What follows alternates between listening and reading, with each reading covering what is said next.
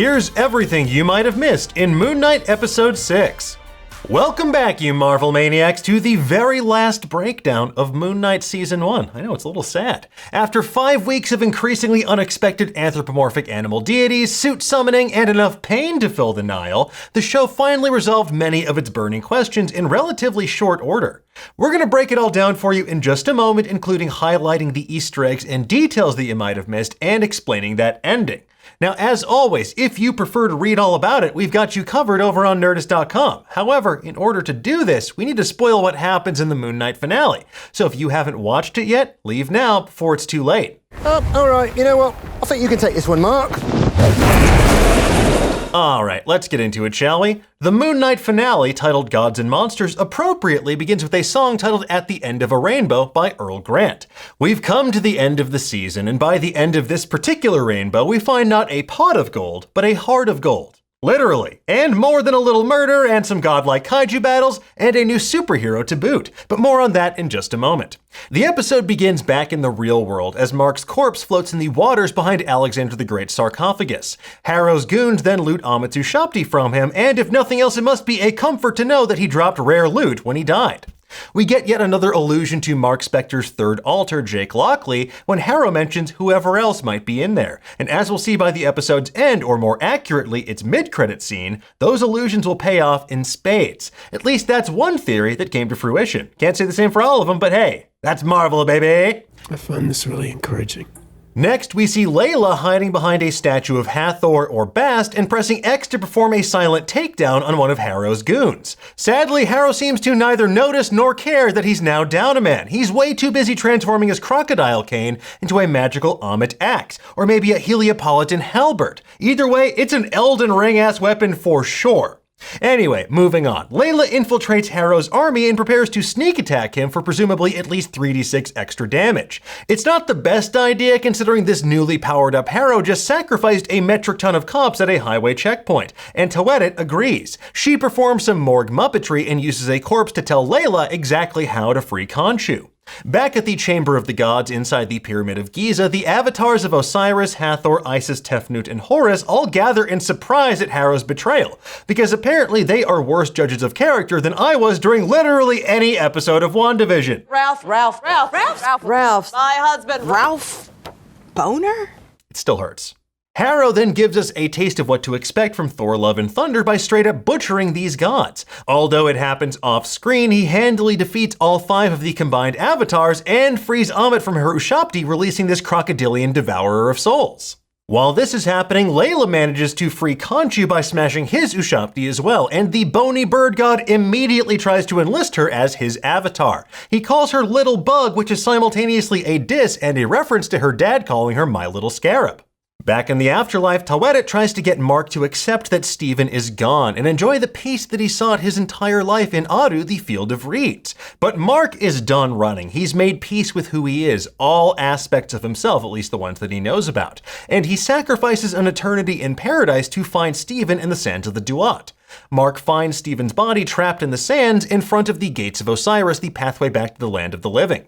And all things considered, it's only the second worst way that Oscar Isaac has died in the desert on screen.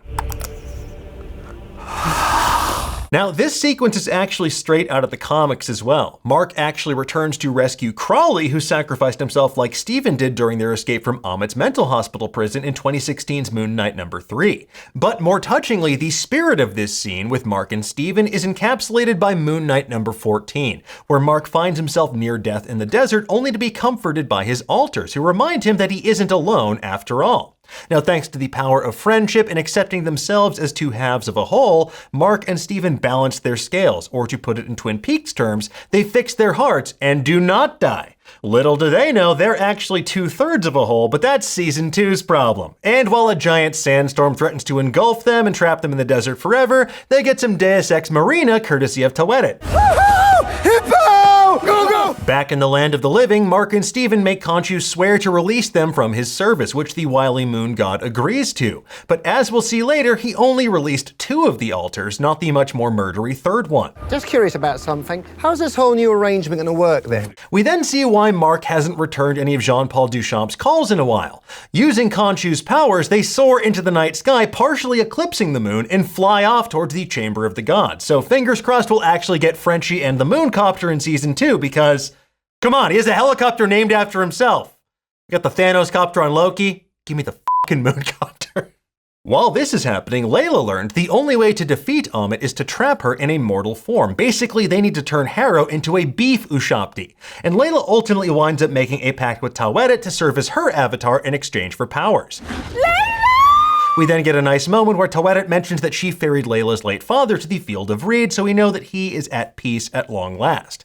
And then finally, after weeks and weeks, we see Layla become the character we've been speculating and theorizing that she would since the very first episode, the Scarlet Scarab. And although she's not directly named as such in the show, the costume, which features red scarab motifs, is modeled after the Scarlet Scarab costume from the comics. It's also confirmed in an interview on Marvel.com with actress May Kalamawi and producer Sarah Gohair. Now, for those who don't know, the Scarlet Scarab was the alter ego of Abdul Faul, an Egyptian superhero who fought alongside the invaders against the Nazis during World War II. He later passed the mantle on to his son. The character's costume also features many similar details to the one that Layla's wearing here, including the ruby scarab symbol and the wing-like design.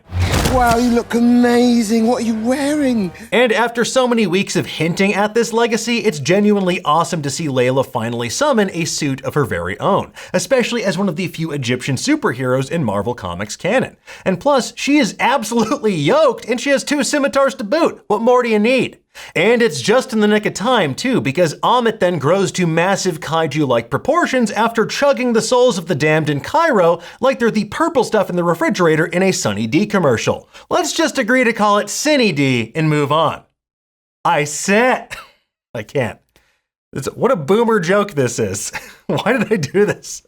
What follows is a brutal battle as Moon Knight and Layla join forces to defeat Harrow. And I do mean brutal. The sound design during this scene makes it feel like they're shattering bones with each punch. After Layla saves a kid from getting crushed by a van, Harrow gets the upper hand on Marc and Steven. Just when it looks like Harrow's about to win, Marc blacks out, and when he comes to, shit has gone down, and that's putting things lightly. Harrow looks like he's straight up dead, the whole city center's in ruins, and everything is on fire. As we'll come to see in the post-credit scene, that was neither Marc nor Steven, it was Jake Lockley, but more on him in just a little bit. Back at the Chamber of the Gods, though, Marc and Layla cast a spell to bind Amit to Harrow's body, which seems very easy, all things considered. Like, not a problem at all to shove this crocodile god into this comfortable pajama-wearing cult leader. However, when Marc and Steven can't quite bring themselves to actually murder Harrow, Khonshu makes good on his pledge to release them back into that Putnam Psychiatric Hospital reality. And while Harrow is still the head doctor there, seemingly keeping Marc and Steven trapped, we learn that Harrow isn't in on the ruse. Rather, he's part of the illusion created by Khonshu. In the comics on which the latter half of this season is based, this eerie psych ward was actually an illusion made by Khonshu to manipulate Marc so he could take over his body. And that certainly seems to be the implication here as well. Marc and Steven were the only 2 alters that believed themselves to be trapped inside this reality. Jake is still inside that sarcophagus, walled off from them. Maybe being inside the sarcophagi is what made our heroes feel like Khonshu's puppets in the first place. Jake is still under Khonshu's control, but Marc and Steven are aware of what's going on. They realized what they were seeing wasn't real and they rejected it, which is why they wake up back at home believing themselves to be safe. They're no longer trapped in Khonshu's illusion. Of course, it all depends on who you ask. Moon Knight writer Max Bemis, who took over after the Lemire, Smallwood, and Belair run, said on Twitter, everything in that last arc took place in Marc's head, or as an abstraction. Reconciling his illness left Marc able to reappropriate Khonshu.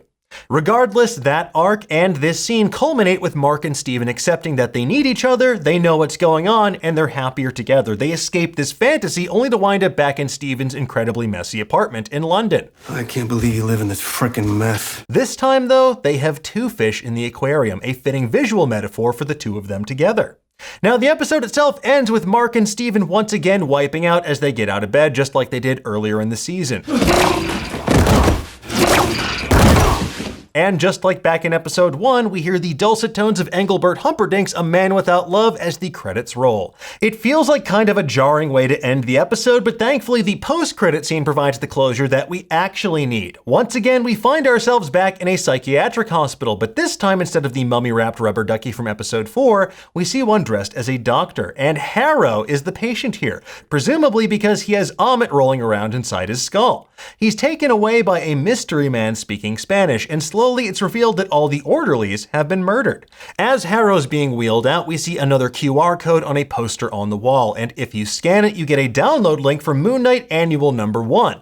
It's a story where Khonshu's avatars across history must battle the one and only Kang the Conqueror. Now, considering that Kang is the big villain of Ant-Man and the Wasp: Quantumania, and there was an Easter egg for his pharaonic alter ego Rama Tut in episode 3 of this show, which the team at New Rockstars confirmed with the production crew, I'm tempted to invoke a Kang watch. But then again, I do think this is just a fun treat for fans of the show who are paying extra attention. Outside, we see that this is the Sienkiewicz Psychiatric Hospital named for legendary Moon Knight artist Bill Sienkiewicz. Harrow is then unceremoniously dumped inside a white limo where he's face to face with Khonshu wearing a quite dapper suit. This particular portrayal of Khonshu is based on Declan Shalvey's artwork from the 2014 Moon Knight run and Greg Smallwood's portrayal of Khonshu in the 2016 comics.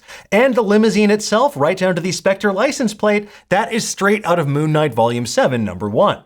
As we learn, Khonshu duped Marc and Steven, letting them think that he actually released them from his service. And while he might not be actively calling on either of those alters, he's still making ample use of their violent counterpart, the one and only Jake Lockley. That's right, folks. Barrel, barrel, barrel, air horns galore. It's Jake. He's here. After weeks of hints and clues, we finally get to meet the man himself, and ay Dios mío is he bad news bears, especially for Arthur Harrow. Hoy te toca perder.